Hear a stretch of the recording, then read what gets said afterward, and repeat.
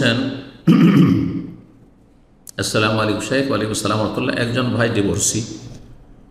Divorcee, কথাটি যেন উল্টা মনে হচ্ছে। তিনি আমেরিকা থাকেন। ওনার 3 বাচ্চাদের বয়স 9, 8 এবং 5 বছর। বাচ্চার মা দিনদার নয়। এমতো অবস্থায় ওনার বাচ্চাদের দিন শেখানোর জন্য উনি কতদিন আমেরিকা থাকতে পারবেন? আশ্চর্য প্রশ্ন।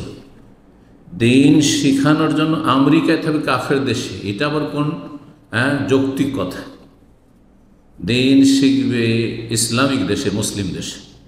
দিন শিখবে 1 নম্বরে সৌদি আরবে, তারপর অন্যান্য মুসলিম দেশ, এমন মুসলিম দেশ যেসব দেশে দিন শিক্ষার প্রসার রয়েছে, দিনই ইসলামিক প্রতিষ্ঠান রয়েছে, ভালো কোরআন সুন্নাহ ভিত্তিক, সেসব দেশে ইসলাম শিখবে, দিন শিখবে।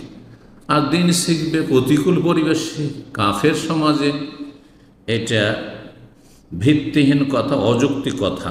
জি, বরং তার ছেলে মেয়েদেরকে এই সমস্ত অশ্লীলতার ফিতনা থেকে রক্ষা করার জন্য এবং দিন শেখার জন্য মুসলিম সমাজে দ্রুত ফিরে আসবে। আল্লাহ রাব্বুল তৌফিক দান করে।